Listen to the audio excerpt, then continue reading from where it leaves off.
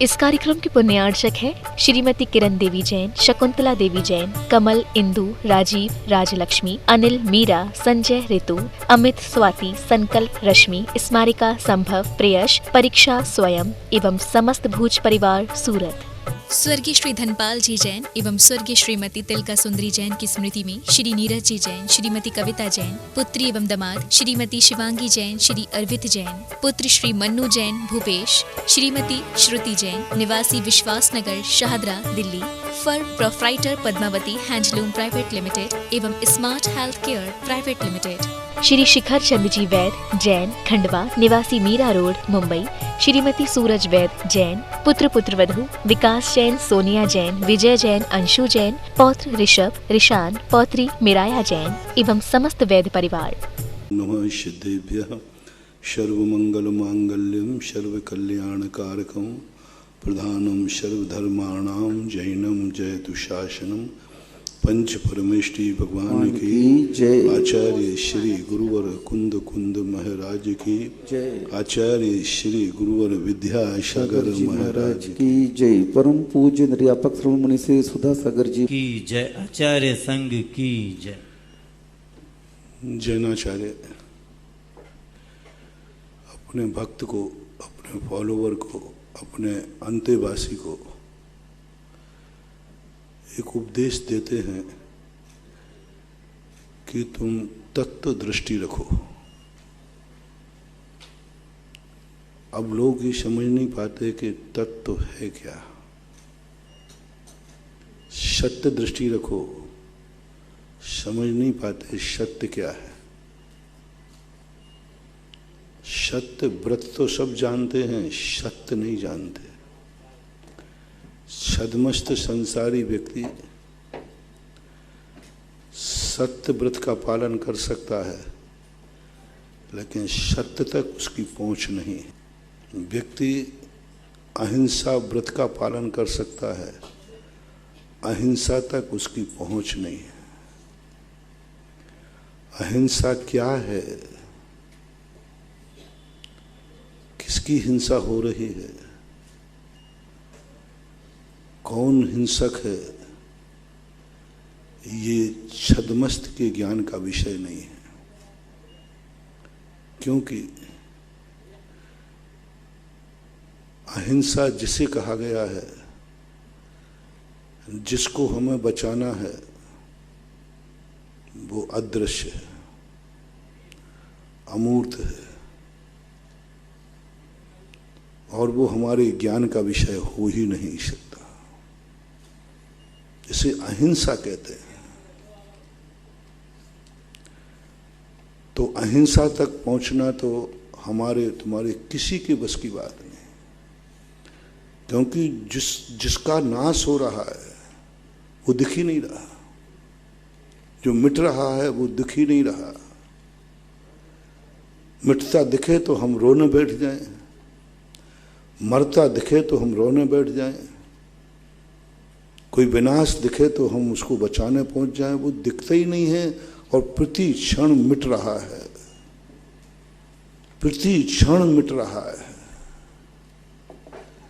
वो केवल ज्ञानी का विषय है। वो अहिंसा हमें आगम से मालूम होती है कि अहिंसा क्या है। अहिंसा व्रत हम समझ सकते हैं, अहिंसा व्रत तक हमारी गति है। अहिंसा व्रत बहुत अच्छी तरह समझ में आ जाता है। प्रमत्त योगात हिंसा, इसके विपरीत अहिंसा व्रत है, और हम व्रत पालते हैं। अहिंसा व्रत पालना कोई बड़ी बात नहीं महानुभाव। अभव्य भी पाल लेता है, मिथ्या दृष्टि भी पाल लेता है, लेकिन अहिंसा का स्वरूप, अहिंसा तक पहुंचना परम आनंद, परम धर्म अहिंसा व्रत नहीं है, अहिंसा धर्म है। जैन आगम में एक शब्द आता, अहिंसा परमो धर्मः। ये क्या है? परम धर्म कह दिया अहिंसा को। यदि अहिंसा व्रत होता तो अभव्य ने भी पालन कर लिया परम धर्म, मिथ्या दृष्टि ने भी पालन कर लिया, और अहिंसा व्रत तो हमने अनंतों बार धारण किया, एक बार नहीं, अनंतों बार धारण किया, एक बार। पर अहिंसा धर्म तक हम नहीं पहुंच पाए। तो पूज्यवर कुंद स्वामी अपने प्रवचन सार के अंदर कहते हैं, अमृतचंद सूर्य ने तो गजब कर दिया, तुम अपने को पहचान सकते हो लेकिन तुम सत को नहीं पहचान सकते। व्यक्ति, मैं ज्ञाता दृष्टा हूं, मैं ज्ञान धन स्वरूपी हूं, ये मानना कोई बड़ी चीज नहीं है, क्योंकि इसमें ये स्वार्थ है। हमारा कार्य हो रहा है, एक ऐसा लक्षण जो इसमें हमारा कार्य नहीं होता, हमारा कोई प्रयोजन सिद्ध नहीं होता। ज्ञान दर्शन मेरा लक्षण है, मेरा स्वरूप है, ज्ञाता दृष्टा। ऐसे तो मेरा स्वार्थ है कि मैं जान रहा हूं, मैं देख रहा हूं, परिचय में आ रहा है, स्पष्ट आ रहा है, मेरे ज्ञान ने मुझे जना दिया कि ये माइक है, मेरी दिखा दिया कि यह वस्तु है। लेकिन एक वो लक्षण जो पूज्यवर कुंद स्वामी कह रहे हैं, अभी कल ही प्रवचन में आया, मैंने बहुत चिंतन किया कि सत लक्षण की क्या जरूरत थी। मैंने अपने को पहचान लिया ना कि मैं गायक स्वरूपी हूं। समय सार की बात तो समझ में आई, ज्ञान प्रवचन सार समझ में बहुत कठिन है, समय सार कठिन नहीं है, क्योंकि समय सार में असाधारण लक्षण की तरफ अपना स्वभाव पहचानो। दुनिया से तुम्हें क्या लेना देना है? वो लक्षण पहचानो जो मात तुम्हारा हो, ज्ञायक स्वभाव, ज्ञाता दृष्टा स्वभाव। अपने को जानो, तुम कौन हो, तुम सबसे पृथक मानो अपने आप में। अहमिको खलु शुद्धो दंसन नानमयी हो सदारूपी। दंसन ज्ञानमयी हूं, न भी हत्थ मज्ज किंचवी, मुझे किसी से कोई लेना देना नहीं। बहुत अच्छी बात लगी। पट्टा मिल गया कि इतनी जमीन हमें दुनिया की जमीन से लेना देना क्या है? हमारा राग, हमारा स्वार्थ किससे है? जो जमीन हमारे नाम से हो। पटवारी ने बता दिया ये जमीन आपके नाम से, बड़ी खुशी हुई। और पटवारी बता बे साहब ये जमीन सारी दुनिया की है, तो अपन को कितनी खुशी होगी? अरे होगी भाई, सारी दुनिया की। मेरी जमीन तो मेरे से मतलब है, वही खाना देगी, वही मुझे अपनी जगह देगी, तो वो तो मुझे अच्छा लगता है, आनंद आता है। ज्ञायक स्वभाव में आनंद की अनुभूति होती है, लेकिन उसको आनंद को गौण कर दिया। बोले ये आनंद तो स्वार्थ भरा है। ज्ञानानंदी होकर तुम कभी केवल ज्ञान प्राप्त नहीं कर पाओगे, क्योंकि केवल ज्ञान तुम्हारा स्वार्थ है ना, वो सबको जनाएगा ना, इसलिए तुम केवल ज्ञान जानते हो, स्वार्थी हो। बहुत बड़ी बात। ज्ञान का चिंतन करने को नहीं कहा।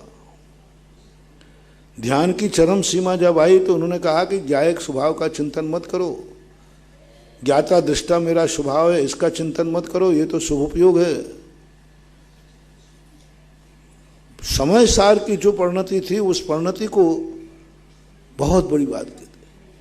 वो तो सब करे, तुम उसको पकड़ो जो तुम्हारे पास ही नहीं सबके पास है। यदि 100 लोग गरीब हों और तुम अमीर हो, तो तुम्हें आनंद आ रहा है, इसमें क्या विशेषता है? क्योंकि तुम अमीर हो।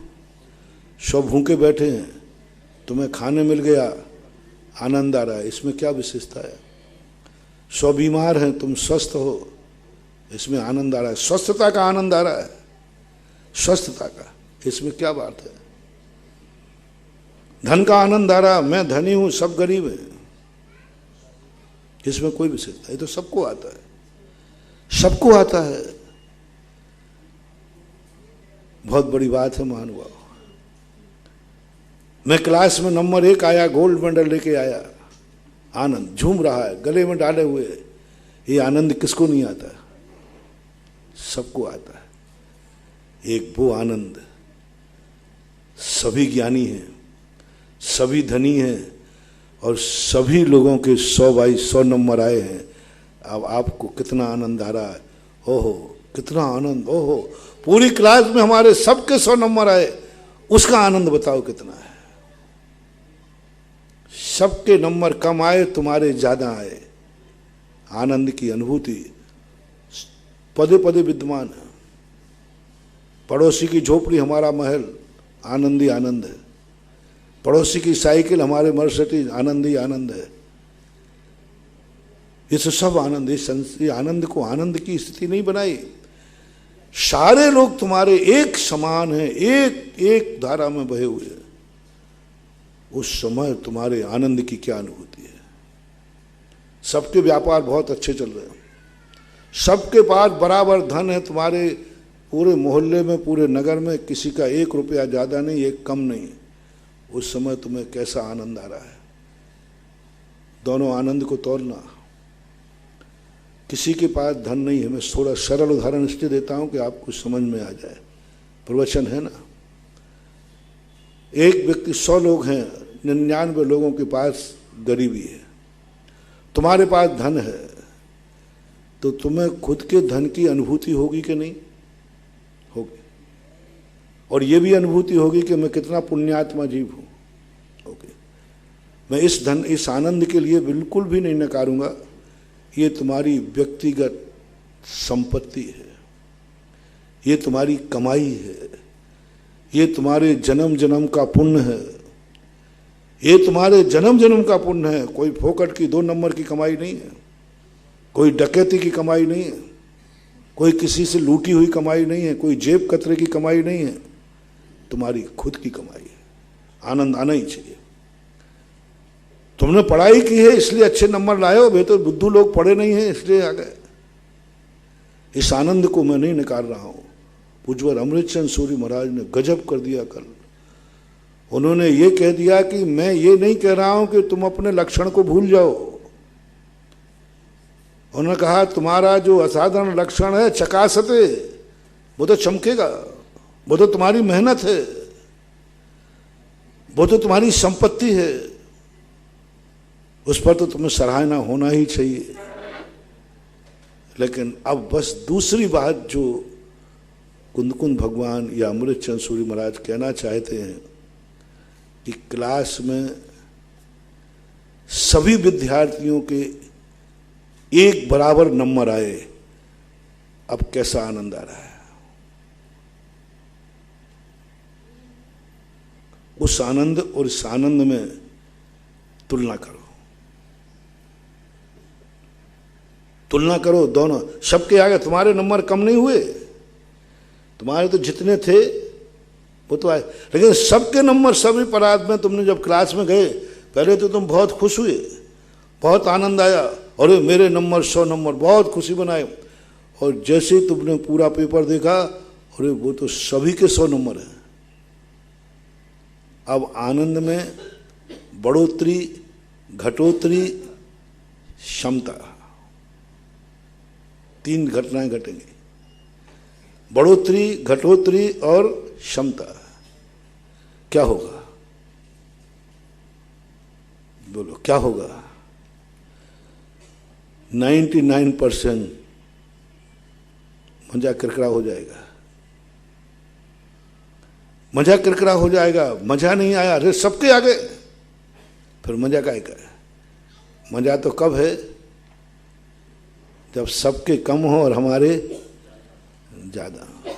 और पूज्यवर अमृतचंद सूरी महाराज कह रहे हैं, गजब की बात है महानुभाव, तुम्हें जब अकेले 100 नंबर मिले थे तो कितना आनंद आया। आज 60 बच्चों के सभी के 100 नंबर हैं, तुम्हारा आनंद 60 गुना होना चाहिए, 60 गुना होना चाहिए, 60 गुना। कि देखो मैंने नहीं, मेरी पूरी क्लास, मैं कितना भाग्यवान हूं कि मैं उस क्लास में पढ़ता हूं जिसमें सभी मूर्ख नहीं। अब तुम्हें किस पे आनंद आया? देखो मैं ज्ञानी और 99 मूर्ख, इडियट, मूर्ख हैं, देखो कुछ भी नहीं इनके पास, आनंद आ गया। ओहो, आनंद आना चाहिए। मैं उस क्लास में पढ़ता हूं जिस क्लास में सभी ज्ञानी हैं, सभी विद्वान हैं। हमारी क्लास में सब बराबर के हैं, सब ज्ञानी हैं, सब 100 नंबर लाते हैं। आपका 100 गुना आनंद बढ़ जाए तो आप महान हैं। मैं धन जितने पास मेरा है, मेरे नगर में सबके पास धन उतना ही है। आपके अकेले धन था, जो आनंद था, पूरे मोहल्ले में धन है, उतना गुणा आनंद बढ़ जाना चाहिए, आनंद बढ़ना चाहिए। सत वह परीक्षा है हमारी जो तुम्हारा ही लक्षण नहीं है, सारे जगत का लक्षण है। इस सत को देखकर तुम्हें कैसा आनंद आया। ज्ञान को आनंद देखे आया, मैं ज्ञाता धुरसा हूं। जिस दिन ये पता चल जाएगा, अनुभव में आ जाएगा, उस दिन परमानंद प्रकट हो जाएगा, शुद्ध उपयोग हो जाएगा, शुद्ध उपयोग हो जाएगा। और जिस दिन सत्स्वरूप में स्थित हो जाओगे, उस दिन शुद्ध उपयोग नहीं, शुद्ध उपयोग का फल केवल ज्ञानी अरहंत हो जाओगे। मैं ज्ञानानंदी हूं, मैं ज्ञायक स्वरूपी हूं, मेरा असाधारण लक्षण ये है, मेरा अस्थि स्वरूप ये है, इससे तुम कुछ नहीं पा पाओगे। वहां शुद्ध उपयोग प्राप्त कर लोगे।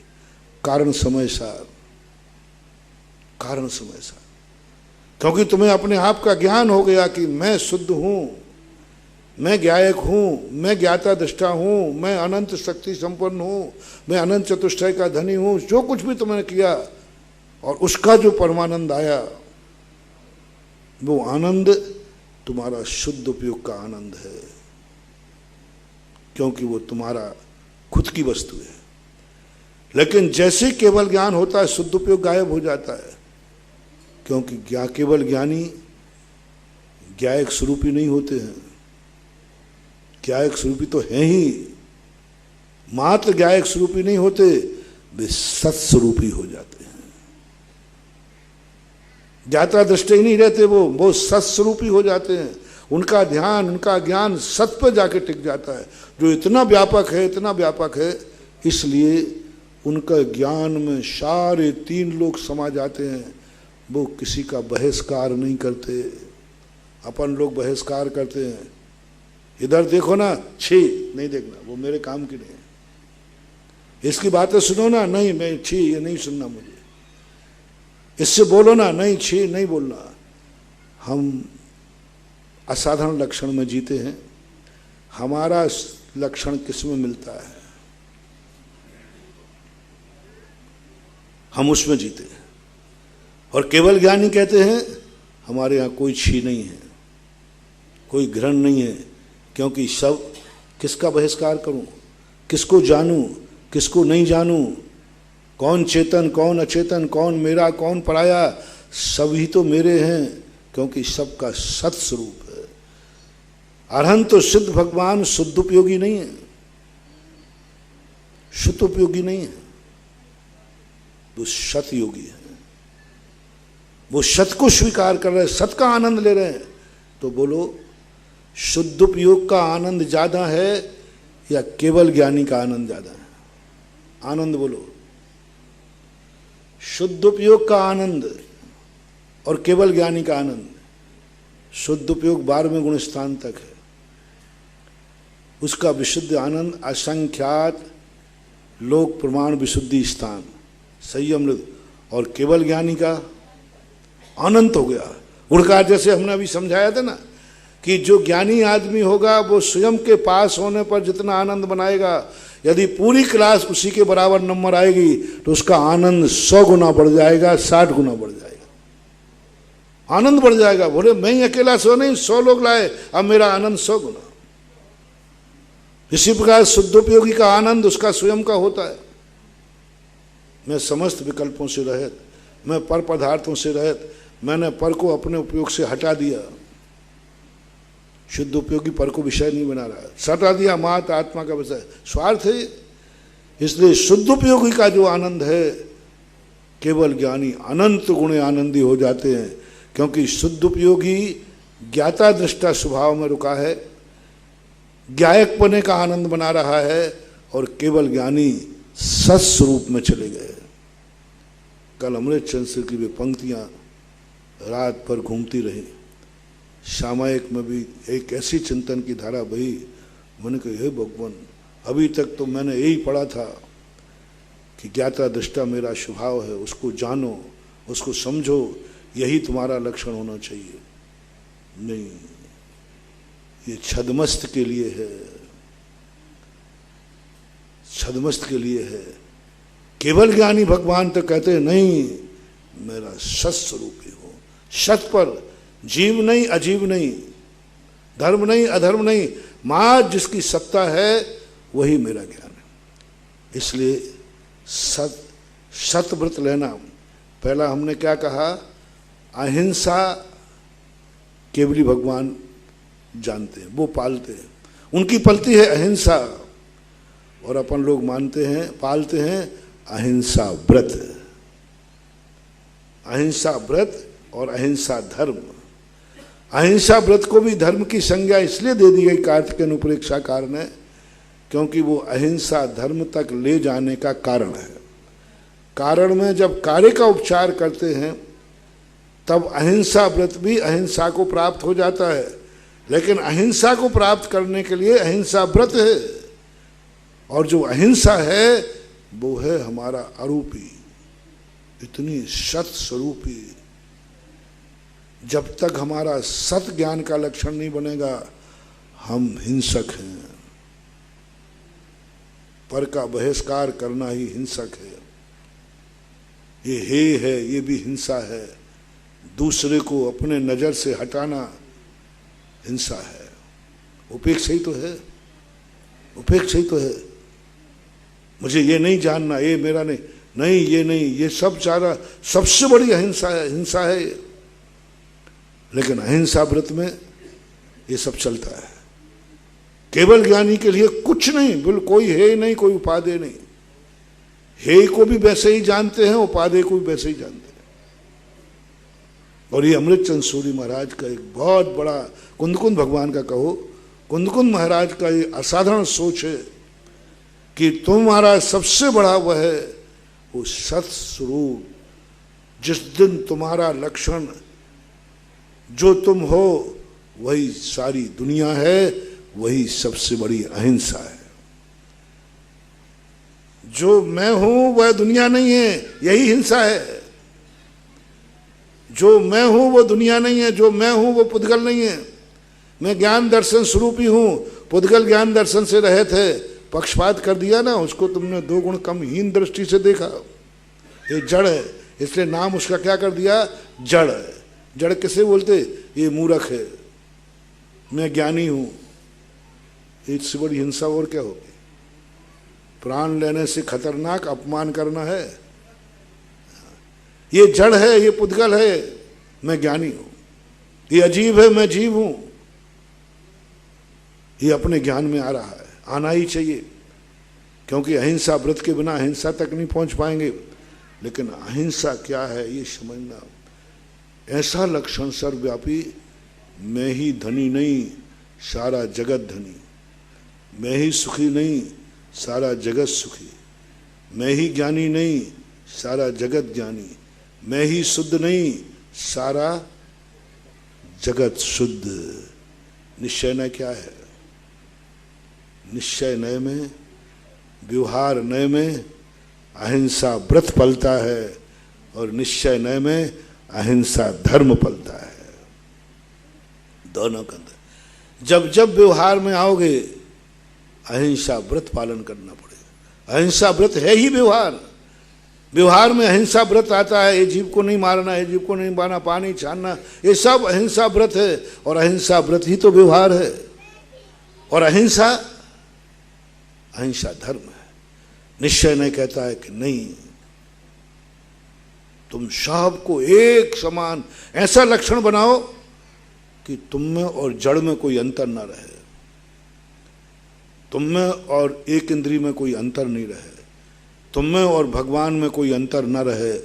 सब्बे शुद्धाहु शुद्ध नया। निश्चय ने क्या कर दिया, अब देखो कितनी बड़ी बात कह दी निश्चय ने।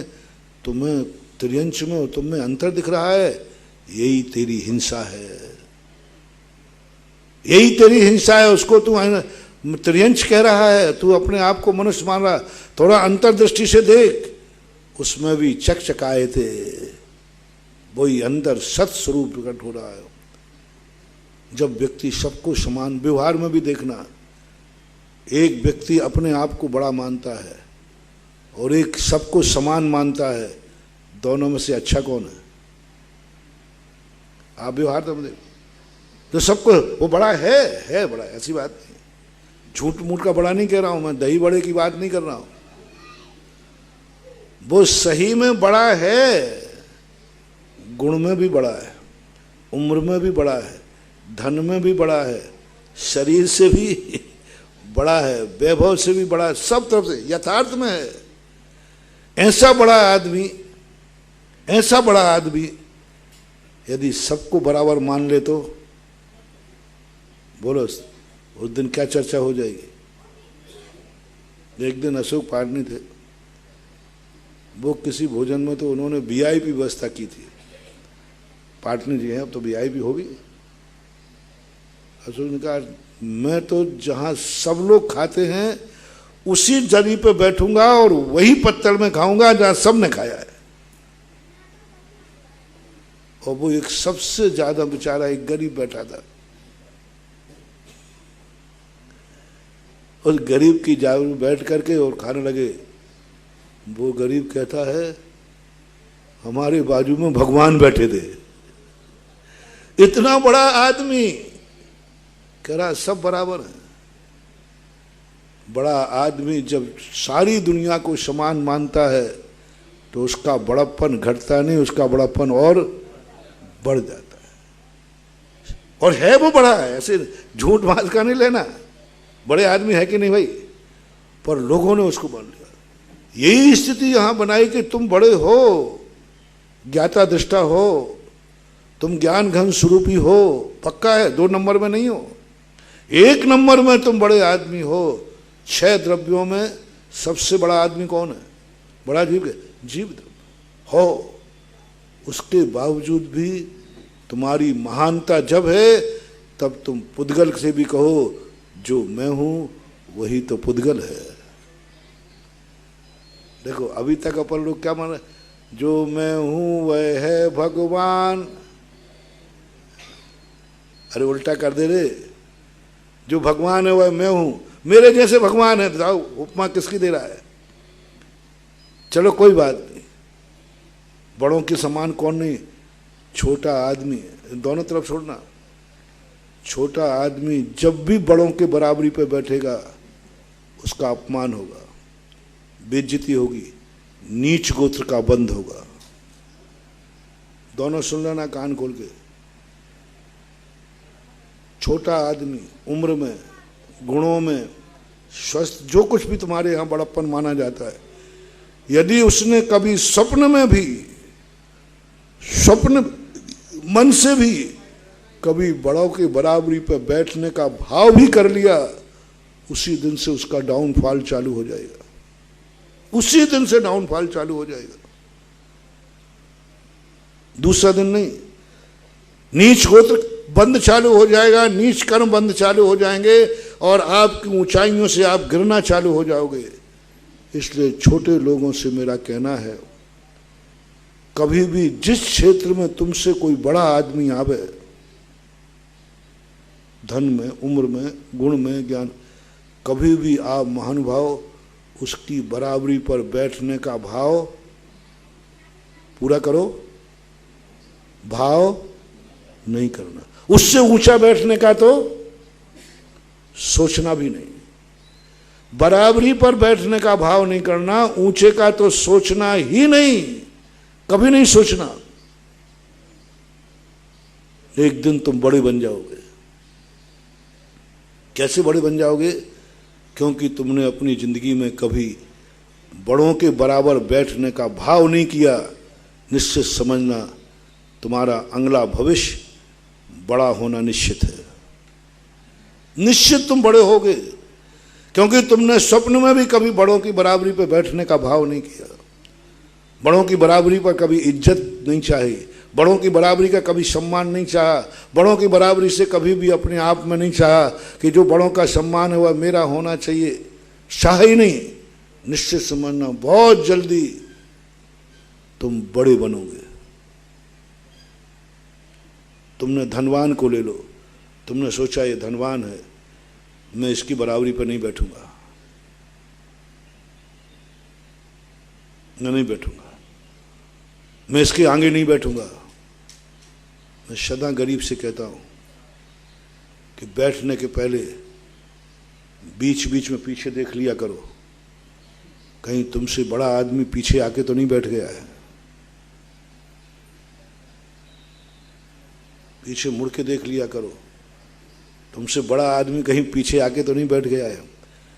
अब जितनी देर तुम्हारे वो पीछे बैठा रहेगा, तुम्हारी दर्दता और बढ़ती जाएगी,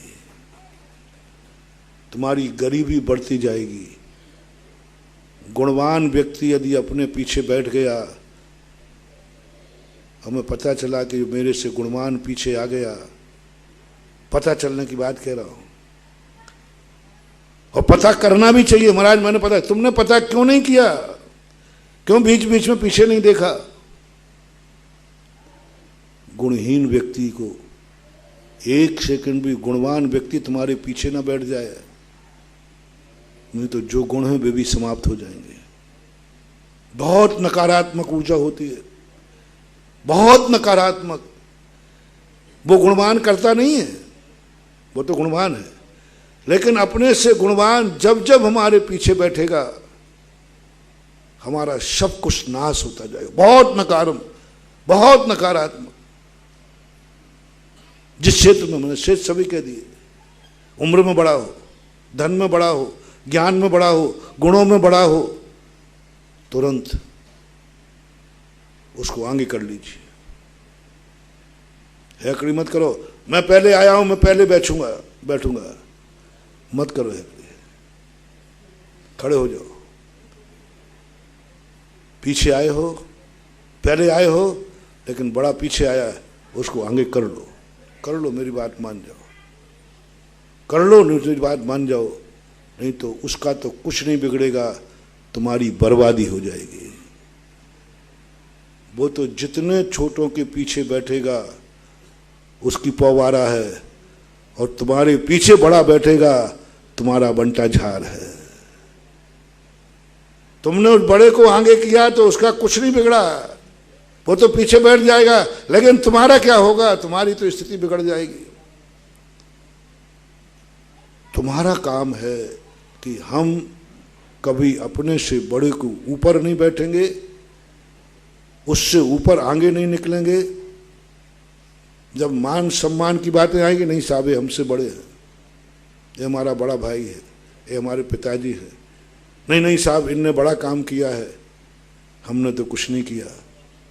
पहचानो, जब सम्मान होता है उस समय पहचानो। तुम्हारा नाम, नहीं साहब मेरी टीम में उसने बड़ा काम किया है, मैं तो कुछ नहीं, वो तो 5 दिन यहीं रहा पंच कल्याणक में, मैं तो बीच में चला भी गया था। पहले उसका होना चाहिए, कह देना महानुभाव, 2 मिनट पीछे माला पहन लेना, अपने से अधिक कार्यकर्ता को पहले सम्मानित करा देना। अपने से अधिक कार्यकर्ता करने वाले का पहले सम्मान, यदि लिस्ट में कोई गलत लिख गया है तो आप यार नहीं साहब इसका पहले करो, मेरा बाद में कर देना, दूसरे को बाद में मत कराना, तो झगड़ा हो जाएगा। नहीं इसको पहले मत करना, इसको करना, नहीं मेरे को पीछे करो और इसको आगे करो, ये कार्य करना, आप एक दिन बहुत बड़ी इज्जत पाओगे। ये ऐसे ही नहीं कर दिया है हमारे पूर्वजों ने कि जब भी बड़ा आए तो खड़े हो जाओ, जब भी बड़ा आए तो उसको रिस्पेक्ट करो, जब भी बड़ा आए तो 7 क्रम लेने जाओ, जब भी अतिथि आए तो स्टेशन तक जाओ। अरे वो मुंबई से स्टेशन तक आ सकता है तो स्टेशन से घर नहीं आ सकता क्या? काहे को जाते हो स्टेशन पे? शायद उसको एड्रेस पता नहीं होगा, हैं?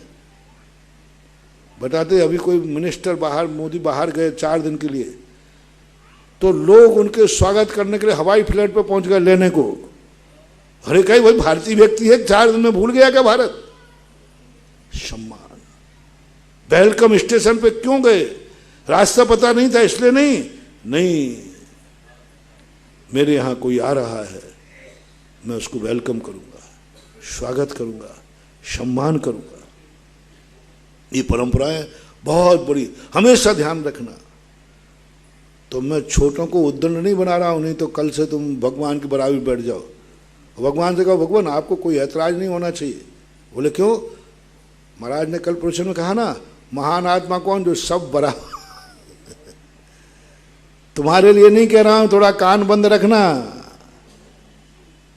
उन बड़े आदमियों को कहा जा रहा है जो सारे जगत में पूज्य हो गए हैं, सारे जगत में महान हो गए हैं, सारा जगत जिनको परमेष्ठी कहता है, सारे जगत में सर्वश्रेष्ठ हैं, उनसे कहा जा रहा है तुम इतने महान हो, इतने महान हो, क्या सारी दुनिया को अपनी बराबरी पर बैठा सकते हो? सारी दुनिया की बराबरी पर नहीं बैठना है। क्या सारी दुनिया को अपनी बराबरी पर बैठाने की हिम्मत है? तो यह बड़प्पन बना रहेगा, अन्यथा ये बड़प्पन एक दिन डाउनफॉल हो जाएगा। केवली भगवान से कहा तुम गायक स्वरूपी हो, तुम जीव हो, तुम जीव हो, पक्का है, बड़े आदमी हो, पांचों द्रव्यों में श्रेष्ठ है, लेकिन हे बड़े आदमी, हे जीव राजा। जीव को क्या कहा? राजा शब्द का। जीव राजा हो, तुम राजा हो, राजा हो। क्या तुम कभी पुद्गल को अपनी बराबरी पर बैठा लोगे? जो मैं हूं वही पुद्गल है। जिंदगी भर जड़ कहा है उसको, जिंदगी भर जड़ कहा है, ये जड़ है, ये मूर्ख है, ये ज्ञान दर्शन से रहित है। जिसको जिंदगी भर गालियां दी हो, जिंदगी भर जिसकी उपेक्षा की हो, जिंदगी भर जिससे घृणा की हो, जिंदगी भर जिसको अपने ज्ञान से निकाल दिया हो, मैं पुद्गल का चिंतन नहीं करूंगा, मैं समय बर्बाद नहीं करूंगा, वो तो पुद्गल है, जड़ है। अब कहा जा रहा है उसको अपनी बराबरी पे लाओ, बहुत कठिन है। भगवान यही है।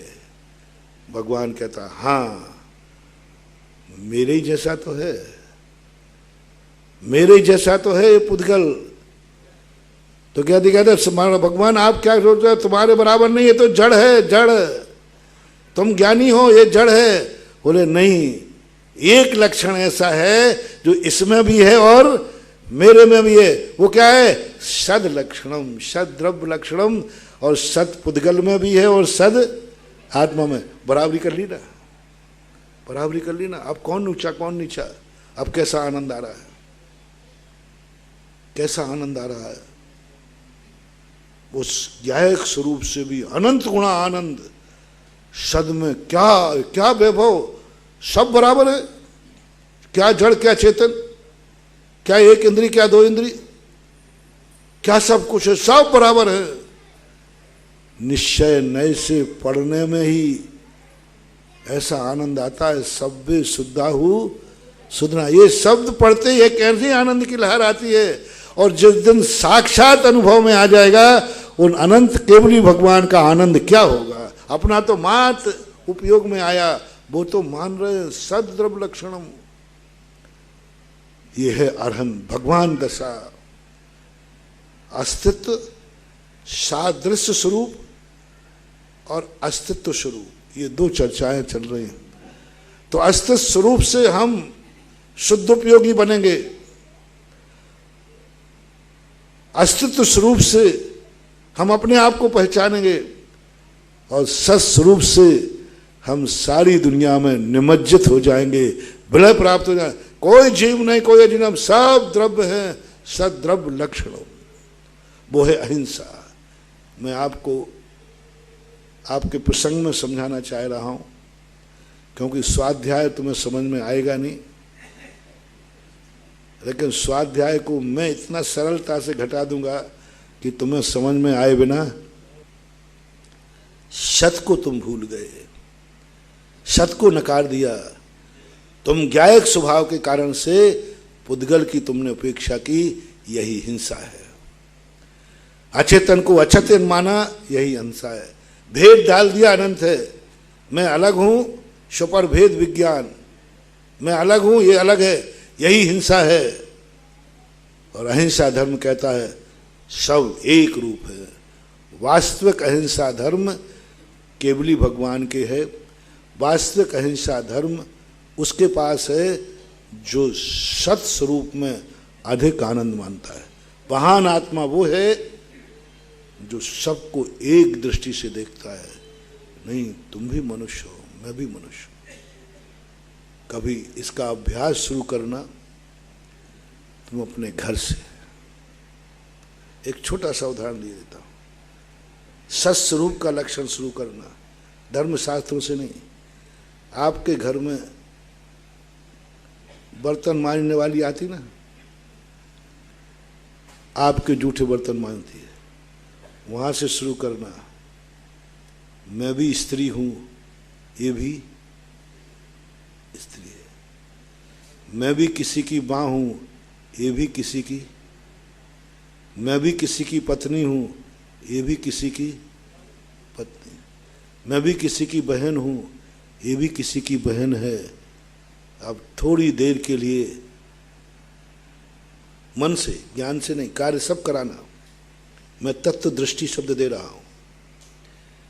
या तो तुम्हारी वो दशा होती, सोचो कभी ऐसा हो तो क्या हो। लक्षण सब बराबर मिले कि कम बढ़ मिले, बोलो। वो स्त्री है कि नहीं, तुम भी स्त्री। नौकर में ले लेना, वो भी पुरुष है, तुम भी पुरुष, बराबर लक्षण। वो भी किसी की माँ, तुम भी किसी की माँ, तुम भी किसी के पिता, वो भी किसी का पिता। बराबर वाले लक्षण लाना। जो तुम में हो वो उनमें हो। वो उन लक्षणों को देख करके अब तुम्हारे दो काम करना है, दो में से कोई एक करना है। दो में से कोई एक करना है। जो जो लक्षण बराबर हो, वो भी मनुष्य है, मैं भी मनुष्य हूं। वो भी भारतीय है, मैं भी। जहां तक नंबर 1 से मिलते जाएं, उन सब डिग्रियों को लिखते जाना। वो भी मानव है, मैं भी मानव। वो भी भारतीय है, मैं भी भारतीय हूं। वो भी संगी पंचेंद्रिय है, मैं भी संगी पंचेंद्रिय हूं। सब टाइटल बराबर। अब सब जब टाइटल बराबर के लिख लो, दोनों एक कमर नहीं होना चाहिए। अब आपको करना है शुरुआत, या तो उसके दुख से तुम दुखी हो जाओ और चिंतन करो, ओहो काश इस स्थान पर मैं होता तो, काश ये दशा मेरी हो जाए तो, काश ऐसा जीवन मेरा हो जाए कि 2 रोटी खाने के लिए हमें पहले दूसरे के यहाँ बर्तन मांजना पड़ेंगे। मेरे जूठे नहीं, तुम वो हो कि स्वयं का जूठा नहीं मांझ पा रहे हो। वो माँ ये है कि तुम्हारा जूठा मांझ रही है। तुम कौन हो? तुम कौन हो कि स्वयं का जूठा नहीं मांझ रहे हो? और वो कौन है? दूसरे का जूठा मार। मां दोनों ही है ना, बहन दोनों ही है ना, स्त्री दोनों ही है ना, मनुष्य दोनों ही है ना। अंतर देखना। कैसा लगता होगा इसको, कैसा लगता होगा इसको जब वो अपने जूठे बर्तन मांजती होगी दूसरों के। मुझे तो अपना जूठा बर्तन मानने में क्या लग रहा है, शर्म आ रही है। मुझे तो अपना जूठा बर्तन मांजने में मानहानि हो रही है। मैं बड़ा आदमी हूं, अपना जूठा बर्तन कैसे मांजू? विजय अपन हम इसके पहले कहा थे चौलेश्वर में वो चल रहा था ना, नहीं चौलेश्वर बिजोलिया की बात है, लॉकडाउन। तो लॉकडाउन में किसी व्यक्ति को भोजन कराते थे या कोई भोजन, तो कोई था कोई शुद्धि आदि का खाने वाला, तो उसके लिए भोजन परोस दी थाली। अब इस समय थाली भी किसी की छूना ठीक नहीं था, ऐसा करते थे आप। तो उस खाने भोजन पर खिलाने वाले उन्होंने कहा भैया ये थाली आप उठा करके उसमें पानी की बाल्टी थी शायद, उसमें डाल दीजिए। क्या समझते हो तुम मुझे? क्या समझते हो तुम मुझे? ये मेरा अपमान है, मैं अपनी थाली में उठा के वहां रखूं? भैया उन्होंने कहा कि देखो भाई कोरोना चल रहा है, खिला दिया मैंने, यही बड़ी खिला दिया। इतना झगड़ा हुआ, इतना झगड़ा, वो उठाने को तैयार नहीं। मैं कोई छोटा मोटा त्यागी वृत्ति नहीं, मैं उठाऊं, मैं बर्तन उठाऊं, अपना जूठा बर्तन मैं उठाऊं। उसने कहा भैया मांजवा नहीं रहा हूं, उठा के वहां पानी में डाल दो फिर मानो। वो केस मेरे तक आ गया।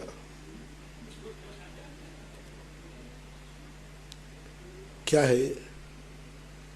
तुम्हें खुद के बर्तन, खुद का जूठा किया हुआ बर्तन में मानहानि दिख रही है, खुद के जूठे बर्तन को मांजने में इज्जत कम हो रही है।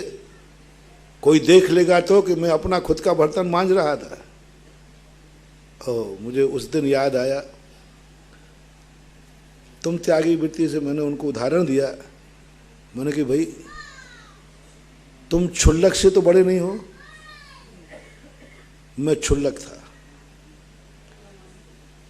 सन 1980 की घटना है, 10 जनवरी 1980। बड़ी स्टेज पर दीक्षा देने के बाद हमें कटोरा देने लगे। हम क्षमा सागर वगैरह 5-6 शुल्लक बने थे एक साथ। क्या कहते हैं? सुनो समाज वालों, एक कटोरा मैं क्षुल्लक जी को दे रहा हूं, इनका कटोरा तुम नहीं मांजोगे, ये खुद मांजेंगे। हम लोगों को बड़ा बुरा लगा, बड़ा बुरा। मैं कि श्रावक, मैं अपना कटोरा खुद मानू क्षुल्लक होकर के। ये कल्पना नहीं थी कि आचार्य जी कभी ऐसा बोलेंगे। भाई क्षुल्लक हो कुछ। अच्छा बताओ भैया, श्रावकों में शिरोमणि श्रावक कौन है? सब शिरोमणि श्रावक, सबसे बड़ा श्रावक। अब वो श्रावक इतना बड़ा आदमी है श्रावकों में, और अपना कटोरा स्वयं मांझे। आपको मांझना चाहिए कायदा से। पर गुरु जी का ध्यान रखना, ये यदि तुम्हें कहें भी तो मत मांझना। दूसरा बोले ये यदि छोड़ दें तो तुम बिना मजे महाराज को देके आ जाना, मांझना मत। और मैंने कहा इतना टाइट क्यों किया जा रहा है? टाइट क्यों किया जा रहा है? यही है स्वाभिमान। आदत यही बिगड़ गई है कि हम बड़े हैं, लोग मेरे कार्य दूसरा करे। बस इतना कर देना, ये इशारे से कहें तो राख दे देना, राख, इशारे से राख दे देना। अब भोजन करके मांझते फिरते थे हम लोग कटोरा राख से। क्या करें गुरु जी की, पर गिलानी महसूस होती थी, मानहानि होती थी,